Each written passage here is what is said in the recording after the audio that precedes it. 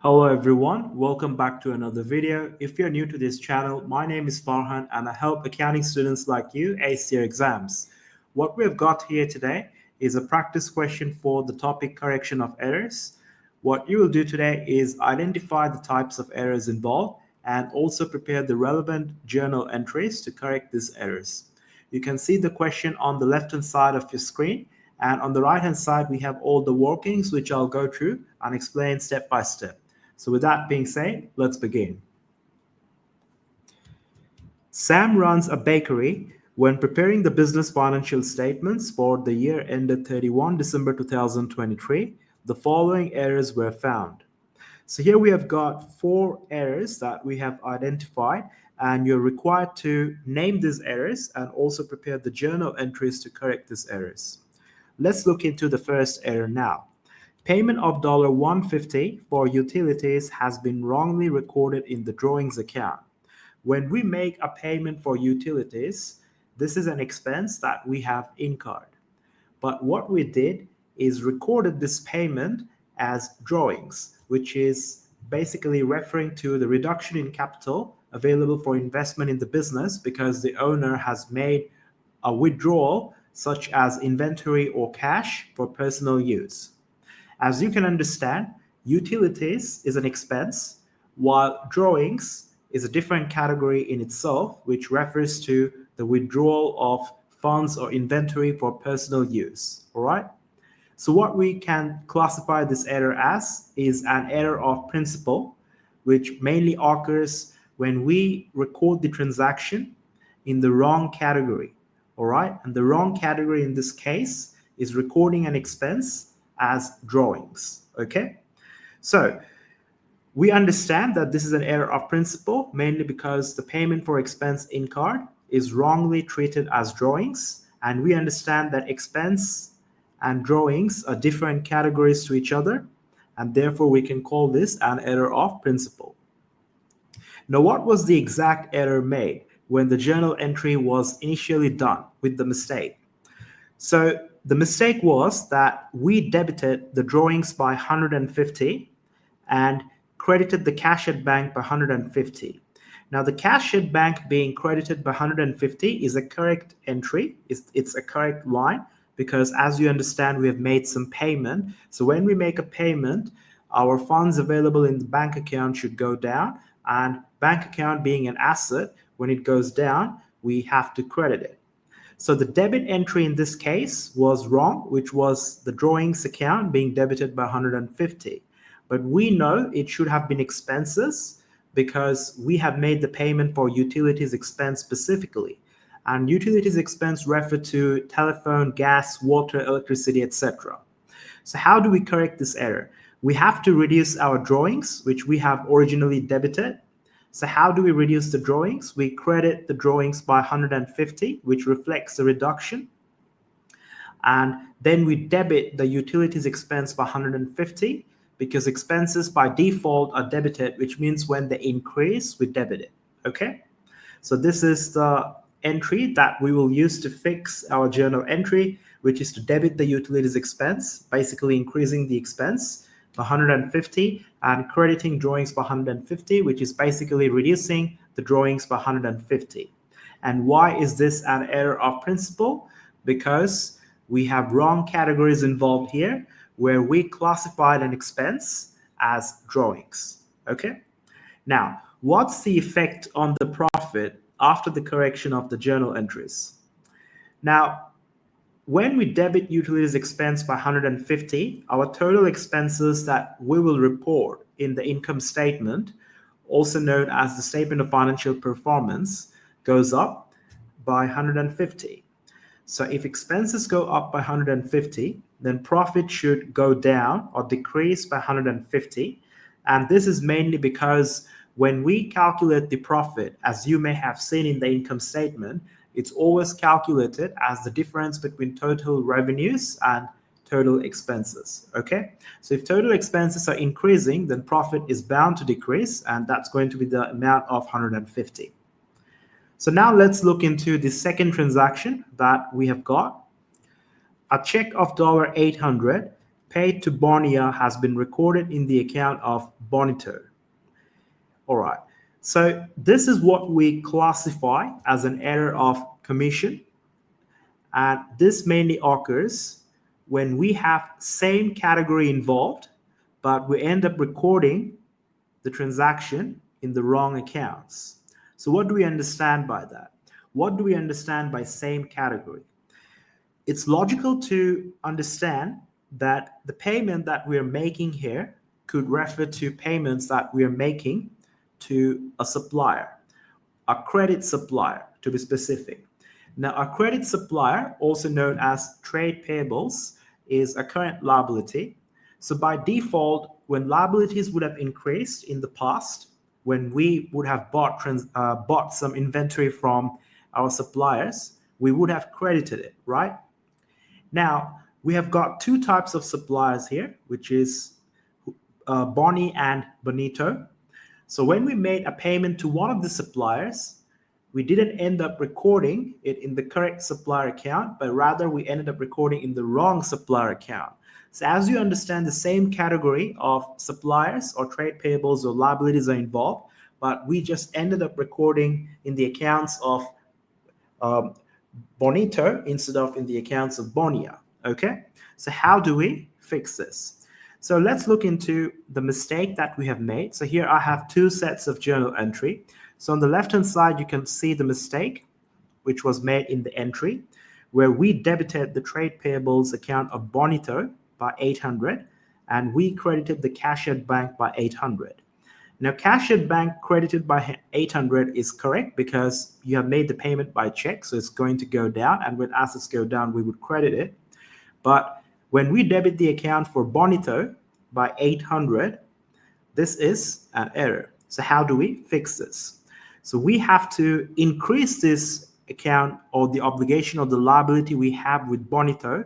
And how do we increase that? We just credit it. So we credit trade payables by Bonito by 800, which basically offsets the previous debit that we have mistakenly done, all right?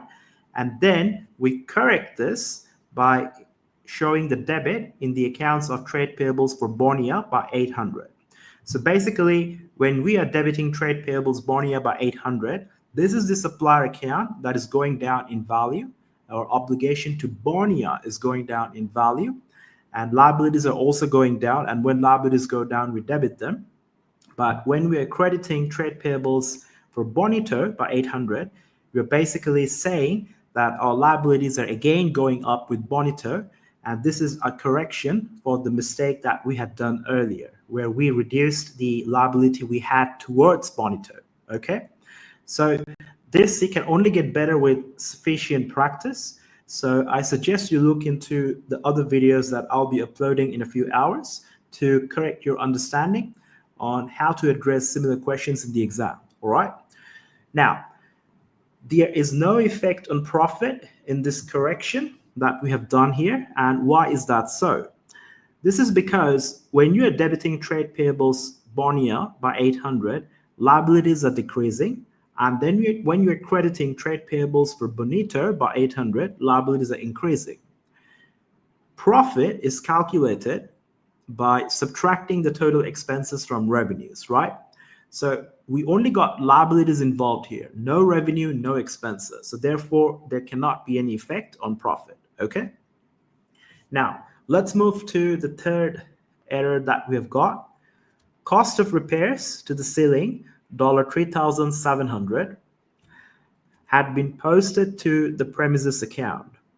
Again, this is what we can classify as an error of principle because we have got repairs expense, but we ended up recording it as an asset in the premises account, all right? So why is this an error of principle? Because we have treated an expense as an asset, okay? Now, how do we correct this in our journal entry? We obviously have to reduce the asset, which is the premises account. Assets, when they increase, we debit it. But now we have to reduce it, we will credit it. So we are crediting premises by 3,700. And then we are increasing our expenses, specifically repairs expense by 3,700, because as we understand, when expenses increase, or by default, they're always debited. Okay? Now, what's the effect on profit? So we know expenses are increasing by 3,700 and simultaneously assets are going down by 3,700.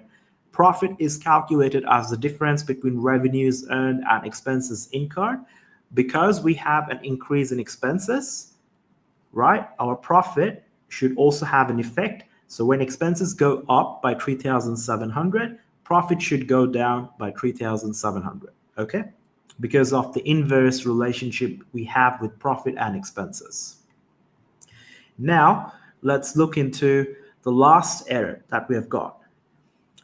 Receipt of $960 cash for commission income has been debited to the commission income account and credited to the cash in hand account. Now, before we can identify the type of error, I need you to look into the journal entries, all right? Now, what was done? Okay, what should have been done? Let's look into what should have been done. What would have been the correct way to record this, okay? So, when we receive cash for commission income, our cash in hand goes up, and cash in hand is an asset, right? So when assets go up, we debit it because there is a cash inflow here. So we debit the cash in hand by 960. This would be the correct way to record it. And any income or revenue that we always have in our business is what we always credit by default. All right, so we would have credited commission income by 960 because income is going up. And we would have debited cash in hand by 960 because assets are going up. But what we actually did was the opposite, where we debited commission income by 960 and credited cash in hand by 960, right? So this is basically the exact opposite. So this type of error is what we refer to as an error of complete reversal, where you have basically done the exact opposite of what you're supposed to do. Okay? Now, how do we correct this? So I need you to focus, all right? How do we correct this? So this is what we have got now, and we want to ensure that our final balance for each of these two accounts of cash in hand and commission income have a net balance of 960 according to the debits and credits that are needed, all right? Now, how do we fix this? So we will prepare a ledger account where you will understand how we can fix this. So I want to go from here to a net balance of 960 with the correct debits and credits recorded for the cash in hand and commission income, okay? Now, look into the left-hand side where I have a ledger account prepared for cash in hand, which is the usual 5-column format that we're used to, starting with the mistake that we have done. The mistake we have done was to record the commission income, as you can see, based on this journal entry here. Let me just highlight it. You will see the cash in hand account, all right, was credited by 960 due to the commission income, which was the mistake. So here you can see in the cash in hand ledger account, we've recorded 960 on the credit side, with the details being the commission income, which as we understand was a mistake, and that would have given us a balance of 960 credit net, okay? Now, how do we fix this? We can't just cancel it straight away. We have to have all track records of every mistake and every transaction that we have in a business. Now, our goal is to be here, which is 960 debit, based on the correct journal entry, which we understand should have been done, all right? Where we would have debited cash in hand by 960, okay? So how can we ensure we get a net balance of 960 debit? So we have to bring, so you can see a question mark here I put on the debit column. So you have to bring 1920 on the debit side with the same details, which is the commission income, because this is basically income that you're receiving in the form of cash, and as a result of which your cash balance is going up. So if we record 1920 on the debit column, then the debit 1920, yeah, it's being offset against the 960 credit net balance that we have got previously, which would eventually leave us with a net balance of 960 debit. All right, because we obviously got more debits than credits. So the fix here is basically to debit the cash in hand by 1920 and credit the commission income by 1920. So this is the main fix that we have done here. Debit the cash in hand by 1920, which is increasing the assets by 1920, specifically your current assets. And then we're crediting the commission income by 1920 because when revenues and income goes up, we always credit them. Okay? Now, by doing this, we are ensuring that the final balance is 960 net for cash in hand and commission income. Okay? Now, what's the effect on profit? So we need to look for any expense or revenue or income accounts. We have income account which is being affected, where the income is increasing by 1920. When income goes up, your profit should go up because they have a direct relationship to each other. So the effect on profit in this case is that it increases by $1920. All right? All right, so that's all for this question today. You can check out the other videos, which I'll be uploading in the next few hours for other practice questions that we will go through. And I'm pretty sure by the end of those videos, you will have a clear understanding of how to identify errors correctly and prepare the relevant journal entries to correct these errors. If you need coaching or monthly tutoring, there is a link in the description for our online classes where you can book a Zoom call with me. You must bring your parents, and we can structure a program which basically suits your strength and weaknesses to help you ace your exams and prepare you for the exams at the end of the year. So with that being said, I'll conclude today's video, and I'll see you in the next lesson.